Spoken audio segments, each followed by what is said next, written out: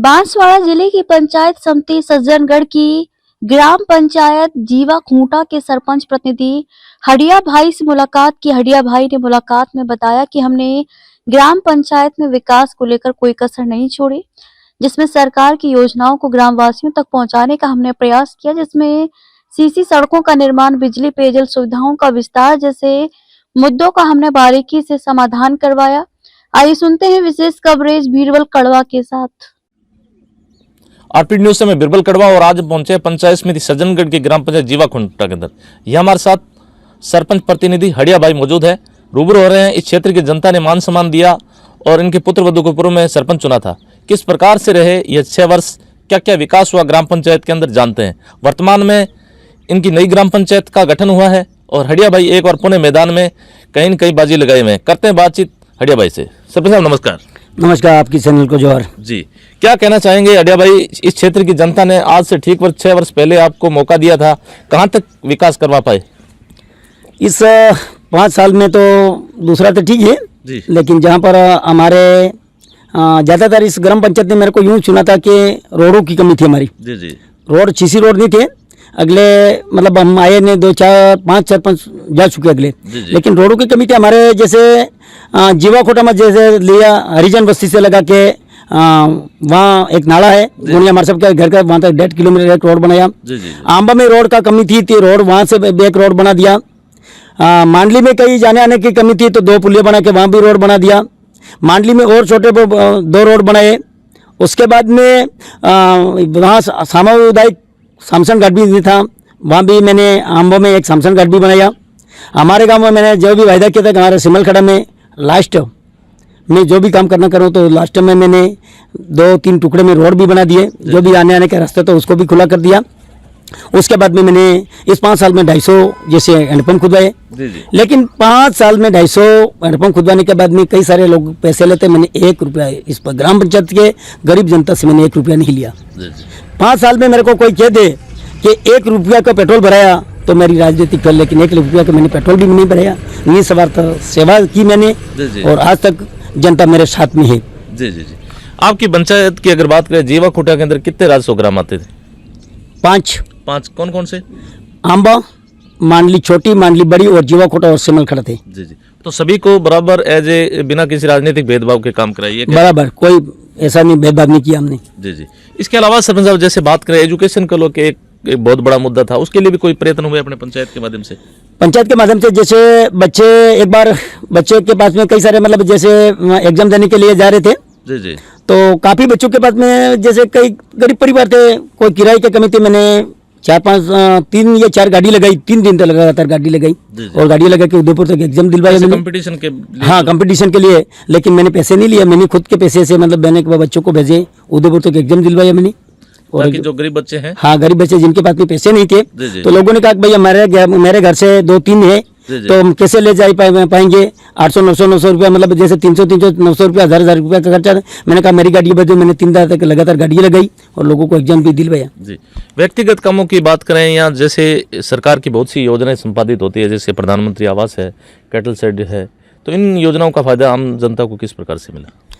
Cattle set ज़्यादा से 5 साल में नहीं मिले जी। पुराने थे, उसको कोई मतलब पड़े थे, उसको बिल निकाल के मैंने निकाल दिए। साथ ही 5 साल में कई काफ़ी मतलब 10 केवल कैटल सेट मिले थे हमारे को। जैसे सरकार से ही कैटल सेट को ना मना कर दिया था तो 10 ही कैटल सेट मेरे को मिले थे। 10 कैटल सेट लोगों को गरीबों को दिया मैंने और उसको बिल भी पेमेंट भी भुगतान हो चुका निजी काम के थे। जी जी।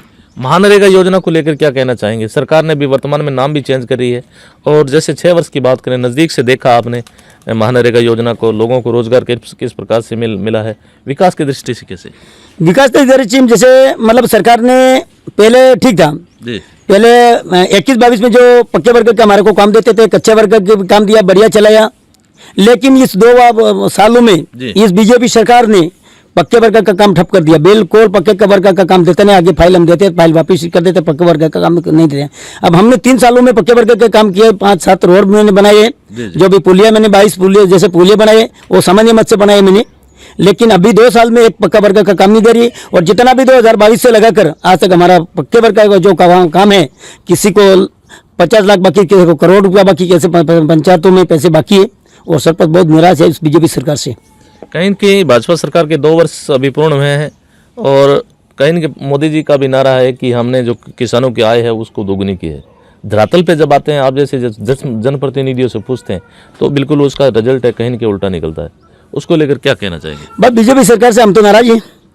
बीजेपी सरकार बिल्कुल नाराज है। बीजेपी सरकार ने इतनी गद्दारी की है कि लोगों को बहुत मतलब जैसे कागजों में हमारे को 5 साल निकाले हैं, कागजे 5 साल तक कागजों में निकाल दिए, ना कि मतलब जैसे हमारा पेमेंट रुका तो मतलब सरकार को मतलब हमने 2 बार तो हमने हमारा जो सरपंच संघ है उसका अध्यक्ष को वहाँ जयपुर में भेजे, हमने चंदा करके भेजा है, लेकिन कोई रिजल्ट नहीं, आज तक पेमेंट का कोई मतलब ही नहीं। हमारा मतलब कई करोड़ रुपया पंचायतों में फंसे हुए हमने फंसा दिए। और नोतरा गिरा के मैंने पैसे दिए, 3 लाख रुपया नोतरा गिरा के दिया, क्योंकि मतलब इस रोडों में हमारे को मार्केट से उधार सामान नहीं मिला तो हमने घर से पैसे दिए हैं, लेकिन आज तक कोई पैसे का कोई ठिकाना नहीं है। नहीं तो पंचायत दे रही है, नहीं तो आगे मोदी सरकार दे रही है हमारे को पैसा, और हम फंसे हुए पड़े हैं। कहीं कहीं विकास की गति है वो बिल्कुल उस पर रोक लगी है। बस अभी तो रोक को लगाई है, अभी तो इतना रोक लगा कि कोई रोजगार नहीं मिल रहा है लोगों को। कितने समय से नहीं मिल रहा रोजगार? अभी तो मतलब ये गर्मी के मई के बाद में आज तक रोजगार नहीं मिल रहा। कितना रोजगार में कितने लोगों को मिला अब तक? अभी तो अगले टाइम में मिलता था, उसके बाद में एक कौन नहीं। अभी तो मतलब हमारे मिस्टूल ही नहीं निकाल रही है सरकार। कितने समय से? बस मई से मैं लगा आज तक। तो आज ये दिसंबर लोग आते हैं आपके लिए रोजगार के लिए आवेदन? आते नहीं, लोग आते ना, तो मिस्टूल निकाले, मिस्टूल लेके जाते ना, कहते कि यहाँ अभी समय नहीं खेती है। जहाँ हमारा कहिया कहना था जहाँ पर खेती नहीं, जी जी, रोजगार मिलने के लायक इतने लोगों को तो मिस्टूल निकालो तो भी निकालने के लिए तैयार नहीं है। ना ही कह रहे कि आगे से दबाव है यूं करके। तो इसका मतलब है कि यहाँ की जो जनता है, गरीब जनता है, जो मजदूरी करके कई सभी के पास खेत भी नहीं है, सभी किसान भी नहीं है, जो जीवन यापन करने के लिए गुजरात जाती है, MP जाने, तो उनकी मजबूरी है, ये कह सकते हैं। मजबूरी है वो तो। अब यहाँ रोजगार तो मिल नहीं रहा है। जब 220 रुपया कहते 220 आजकल लोगों को मिला ही नहीं। इतने नियम लागू कर दिए हैं कि आंखें दबाओ, ये करो, फिंगर दबाओ, तो लोगों का फिंगर ही नहीं आ रहा है। कई सारे को तो मतलब मजदूरी करके गए, मतलब तो हाथ घिस गए, तो बहुत दिक्कत है तो उसमें थी। जी जी। और क्या कहना चाहेंगे भाजपा सरकार को लेकर? जैसे 2 वर्ष पूर्ण हुए हैं और उससे पहले आपने कांग्रेस सरकार, दोनों में क्या कोई विशेष डिफरेंस आपको क्या लगा? जब कांग्रेस सरकार थी जी, जब कांग्रेस सरकार जी जितना भी काम किए, जब गेहूं खा रहे हम तो कांग्रेस सरकार के देने जो भी हमने किया कांग्रेस सरकार अच्छी थी, भले कैसी भी सरकार थी, अच्छी सरकार थी। बीजेपी सरकार आई 5 साल तक हमने यही काम किया, कागजों में मिटा दिए, और ना के पैसा के ठीक है। जैसे मतलब प्रधानमंत्री आवास योजना उसमें भी अभी लुटा ले रहे हैं। अभी ना तो मतलब वो पैसे डाल रहे हैं लोगों को घरों में, मतलब जैसे क्या हमने मतलब 1,20,000 में कुछ नहीं होता, पीढ़ी में ही खत्म हो जाता। वो पक्के छत वाले मकान मांडे कैसे बेचारे मांडे गरीब आदमी, वो पीढ़ी में 1,20,000 तक खत्म हो जाते। अब कोई ठिकाना नहीं है। इस बीजेपी सरकार से हम तो इतना नफरत है, नाराज है, जनता भी नाराज है, हम भी नाराज है, कोई फायदा नहीं मिल रहा हमारे को। तो आने वाले जैसे जस्ट इलेक्शन आ रहे पंचायती राज, तो किस नज़र से देखते हैं, क्या लगता है आपको? बस हम तो कांग्रेस को ही वोट देंगे, कांग्रेस को ही वोट देंगे। आज तक जीवा खूंटा की क्या इतिहास रहा? अगर पीछे के समीकरण को देखें, जैसे भाजपा और कांग्रेस का क्या अंतर है, कितना डिफरेंस? बस कांग्रेस को देखना चाहिए तो अगले टाइम में बहुत काम आ रहा था, बहुत पैसे आ रहे थे, जनता खुशी थी। बीजेपी सरकार आई तब से हम दुखी है, यहाँ रोजगार भी नहीं मिल रहा। रेगुलर दूसरी बात स्थानीय विधायक है रमीला जी खड़िया, उनके माध्यम से अपने पंचायत के माध्यम से कोई से विशेष विकास कर? हाँ मैडम बढ़िया है, रमीला मैडम द्वारा जो भी उसकी बोली चाली व्यवहार और जो काम हमारे को भी काम दिया, भेदभाव मैडम ने आज तक नहीं किया। मैडम बढ़िया है, आने वाले चुनाव में भी मैडम ही जीतेगा, ये भी फाइनल मेरा वायदा। खड़िया भाई की बात करें, एक बार पुनः कहीं न कहीं राजनीतिक में सुर्खियों में बंटोर रहे हैं कि मैं एक बार पुनः नई जो पंचायत है उसमें इलेक्शन की दावेदारी भी पेश कर रहे हैं, क्या कहेंगे उसको लेकर? मेरा तो यही कहना है, उसको तो नई पंचायत है, जैसे हमारे जाने आने का रास्ता बढ़िया है, मेरे को उचित लगेगा तो लोग देंगे वोट, जनता मेरे को कहेगा तो वोट चुनाव लड़ूंगा। मेरी तो उम्मीद है चुनाव लड़ना। मैं अभी टटोल रहा हूँ, जनता के पास में जा रहा हूँ, जनता मेरे को कहेगा तो आप चुनाव लड़ो तो लड़ेंगे और चुनाव जरूर जीतेंगे। खड़िया भाई, राजनीति भी बड़ी है, कहीं न कहीं पंचायत और पुनर्गठन को लेकर उसमें भी आपने हाई कोर्ट में रिट दायर की थी, उसको लेकर क्या कहना चाहेंगे? उसका तो यह है कि मेरा यही विचार था, हमारे ग्राम पंचायत में 5 गाँव थे जी, आंबा, मांडली छोटी, मांडली बड़ी और जीवा खूंटा और सिमलखड़ा।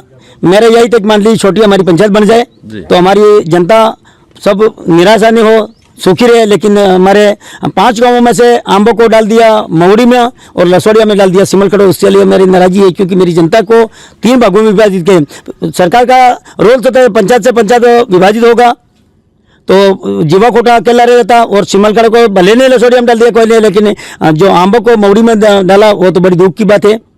सरकार ने किया था गद्दारी किया, दूरी के हिसाब से। हाँ दूरी के समय गद्दारी की तो उसने जी जी, बहुत गलत किया। क्या मांग करते हैं आप? बस यही मांग करता कि एक बार मेरे मांडली छोटी में पंचायत बने, एक बार वापिस जब भी वापिस सीमांकन होगा तब आंबों को हमारी यही प्रयास है कि फिर वापस ला के मंडली में डालेंगे हम। बिल्कुल। तो ये थी हमारी खास मुलाकात ग्राम पंचायत जीवाखूंटा के जो सरपंच प्रतिनिधि है हड़िया भाई, जिनसे मैंने ग्राम पंचायत के मुद्दों पे, यहाँ की समस्याओं पर फोकस डाला। जितने भी युवा साथी है कमेंट बॉक्स में अपनी राय भी जरूर जाहिर करें। धन्यवाद सरपंच साहब, समय दिए उसके लिए बहुत बहुत धन्यवाद। आपको भी धन्यवाद, आपकी चैनल को भी धन्यवाद।